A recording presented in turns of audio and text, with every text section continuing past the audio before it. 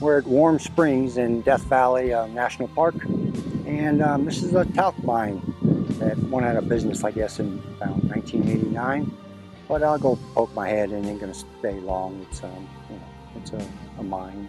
Can't go inside. They got it all marked off. But anyway, we'll check it out.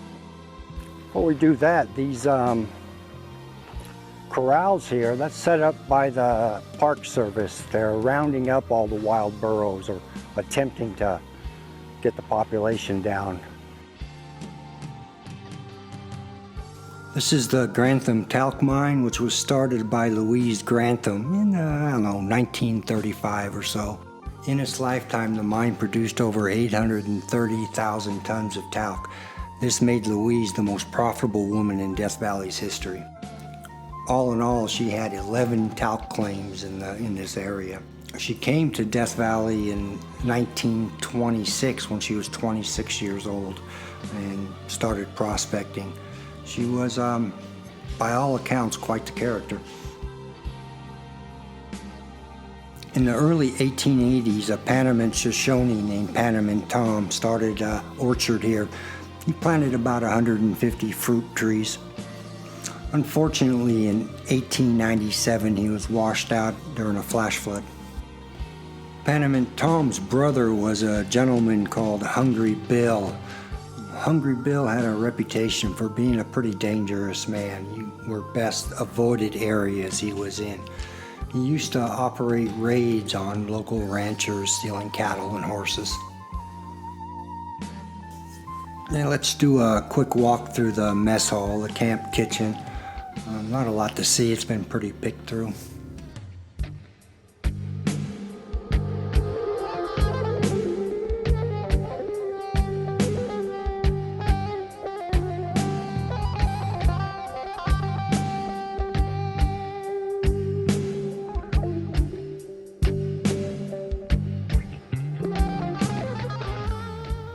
This here was the dormitory for the workers, which was pretty nice, I guess. I mean, it had a swimming pool in the middle of Death Valley. Couldn't be all bad.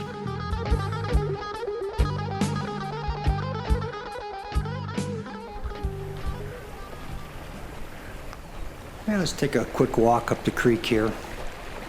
The spring flows year-round at about 5 gallons a minute.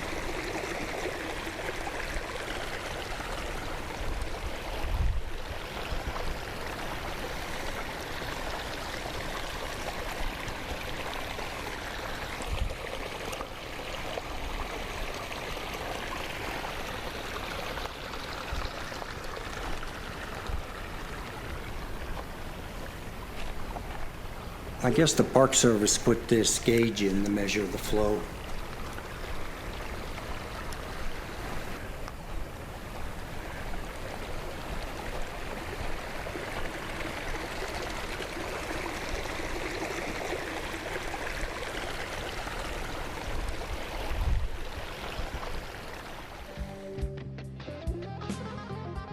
This is the main house where Louise Grantham lived.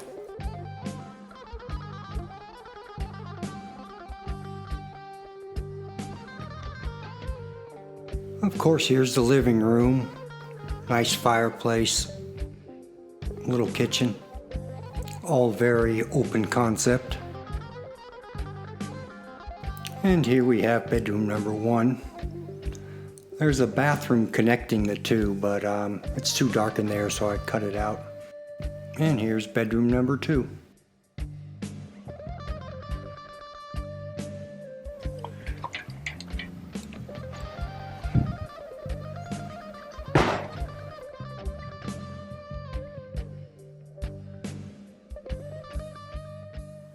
I'm going to look at this old milling equipment, see what shakes there. This is the Gold Hill Mill, and it was built in 1934. It was built to process the ore from the Gold Hill mining area, which is about 2 to 4 miles west of here. It was never a big operation, probably only processed about 500 tons of ore. Louise Grantham made most of her money, or pretty much all of her money, off the talc mines. This is the single piston diesel motor that supplied power for the whole operation.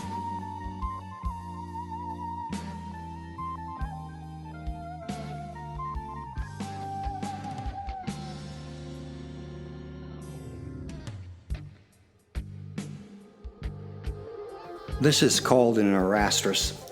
You can see the holes drilled into the dragstones where the chains were attached. It worked by mixing the fine ground ore with quicksilver and water. The gold would then sink between those flat stones. It was put in 1946, probably as a way of reprocessing the tailings. Here you can see the jaw crusher, secondary ore bin, and the ball mill.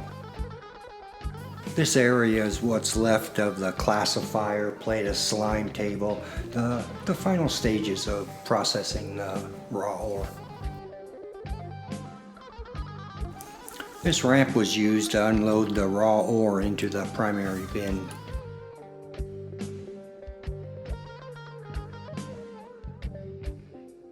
If you look up on the hillside, you can see the tailings from the Pink Elephant mine where they mined fluorite.